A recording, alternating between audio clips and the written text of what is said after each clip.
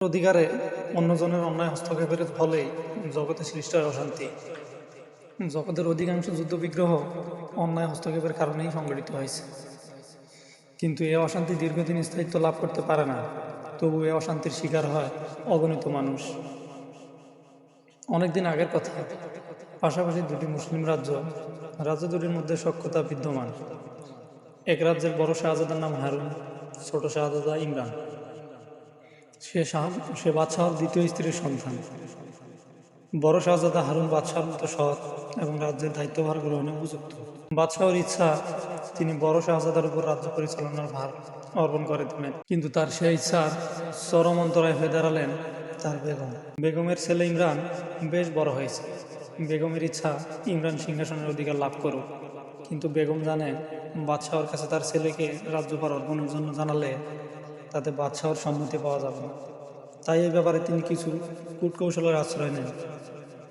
বাদশাহ ন্যায়পরায়ণ শাসক, তার রাজ্যে কোথাও কোনো গোলমাল গোলযোগ নেই। রাজ্যের সর্বত্রই শান্তি বিরাজমান।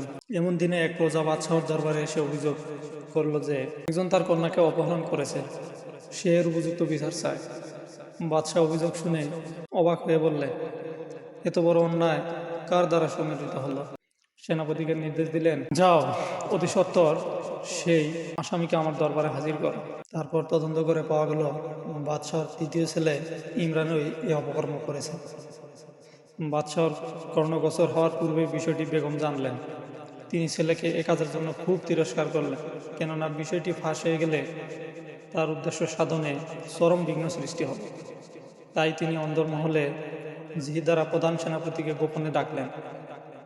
তিনি সেনাপতিকে প্রচুর উপঢৌকন দিয়ে বশীভূত করে ফেললেন, বিষয়টি যাতে কোনো ক্রমেই ফাঁস না হয় এবং রাজার কানে না যায়।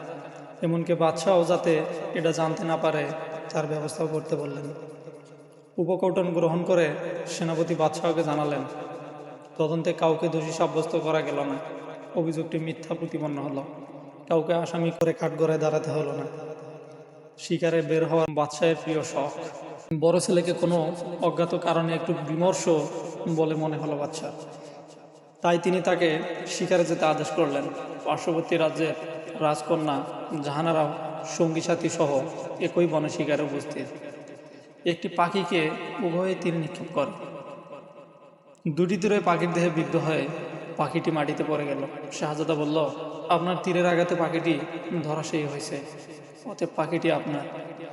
রাজকন্যা অনুরূপ বলল, আপনার তীরের আঘাতের মাধ্যমেই পাখিটি মাটিতে পড়েছে। শাহজাদা মনে মনে তাকে অনেক ভালো মেয়ে মনে করল এবং বলল, আমাদের উভয়ের মধ্যে পরিচিত হওয়া দরকার। শাহজাদা মনে মনে তাকে বিয়ে করার সিদ্ধান্ত নিয়ে রাজবাড়িতে ফিরে এসে তাকে তার সিদ্ধান্তের কথা জানালেন। আগে থেকে পার্শ্ববর্তী ওই রাজ্যের সাথে সখ্যতা ছিল। বাদশাহ তাই স্বাচ্ছন্দ্যে শাহজাদার প্রস্তাবে রাজি হয়ে শীঘ্রই আনুষ্ঠানিকভাবে বিয়ের কাজ সম্পাদন করে দিলেন। এখন বাদশাহর একটি কাজ বাকি, তা হলো শাহজাদাকে রাজ্যভার অর্পণ করা। বাদশাহ এজন্য পূর্ব প্রস্তুতি নিতে থাকলেন। বেগম দেখলেন তার উদ্দেশ্য সফল করতে আর দেরি করা চলে না, কারণ বাদশাহ তো অলরেডি বড় ছেলেকে দিয়ে দিয়েছেন রাজ্যভার। তাই তিনি মনে মনে সিদ্ধান্ত নিলেন শাহজাদাকে কিছু পান করিয়ে সাময়িক উন্মাদ করে দিবেন। এজন্য তিনি শরবত তৈরি করে দাসী দ্বারা বড় শাহজাদাকে ডাকলেন। শাহজাদা সৎমাকে আপন মায়ের মতো শ্রদ্ধা করে। মায়ের ডাক পেয়ে ছেলে মায়ের কাছে আসলেন। তার মা বলল, আমার জন্য আমি শরবত তৈরি করছি। সে যেহেতু তার মাকে নিজের মার মতো মনে করেন, বেগমের বাহ্যিক আচরণে কোনো সন্দেহের কারণ ছিল না। কিন্তু তিনি অন্তরে শাহজাদার প্রতি চরম বৈরিতা পোষণ করেন। শাহজাদা কোনোরূপ সন্দেহ সংশয় না পড়ে সরল মনে শরবত পান করল। সাথে সাথে তার পাগলামি শুরু হয়ে গেল। বেগম বাদশাহকে তার কক্ষে ডাকলেন। স্বচক্ষে তার এরূপ আচরণ লক্ষ্য করে তার প্রতি তার ধারণা পাল্টে গেল। তিনি ছেলেকে রাজবাড়ি হতে বের করে বনবাসে পাঠালেন। শাহজাদার স্ত্রীও স্বামীর সঙ্গে বনবাসে যেয়ে এক লোকের আশ্রয়ে উঠল। এরপর বেগম গোপনে প্রধান সেনাপতিকে ডাকলেন। তিনি সেনাপতিকে আগে থেকে আরও বেশি পুরস্কার প্রদানের প্রতিশ্রুতি দিয়ে বাদশাহকে বন্দি করে কারাগারে পাঠাতে বললেন। সেনাপতি বাদশাহকে কারাগারে আবদ্ধ করলেন। বেগম এবার তার ছেলেকে সিংহাসনে বসালেন। ইমরান এখন বাদশাহ হয়ে সে নিত্য নতুন আইন জারি করে প্রজাদের উপর নির্যাতন শুরু করে দিল। বেগম এতে বাধা দিলেন, কিন্তু সে তার মায়ের কথায় কান দিল না। প্রজারা ক্ষিপ্ত হতে লাগলো। নতুন বাচ্চা তার মায়ের মতোই ধূর্ত।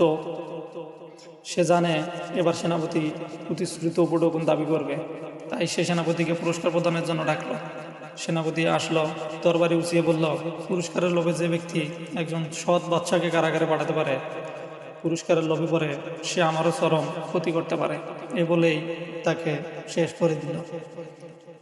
বাদশার বিয়াই বাদশা সমস্ত সুসংবাদ অবগত হওয়ার পরে প্রথমে জামাই ও মেয়েকে নিজ প্রাসাদে আনলেন। এরপর তিনি জামাই সহসামরিক অভিযান পরিচালনা করে বন্দিদশা হতে বাচ্চাকে উদ্ধার করলেন। নতুন বাচ্চা ও বেগমকে বন্দী করা হলো। বেগম বুঝলেন এখন তাদের মৃত্যু অবধারিত। তিনি বারবার বলতে লাগলেন, সব অপকর্মের জন্য আমিই দেয়, আমাকে মেরে ফেলো, আমার ছেলেকে মুক্তি দিন, তার কোনো দোষ নেই। কিন্তু উভয়কেই মৃত্যুদণ্ড দণ্ডিত করা হলো। বড় শাহজাদা দোষ মুক্ত হয়ে সিংহাসনে আরোহণ করলেন। রাজ্যে আগের মতো শান্তি ফিরে আসলো। এ থেকে আমরা বুঝতে পারি, প্রিয় ভাই বোনেরা, মানুষ যতই চক্রান্ত করুক না কেন, সকল পরিকল্পনার উপরে সর্বশ্রেষ্ঠ পরিকল্পনাকারী হলেন মহান আল্লাহ তাআলা। আজকের গল্পটি এখানেই শেষ। আসসালামু আলাইকুম ওয়া রাহমাতুল্লাহ।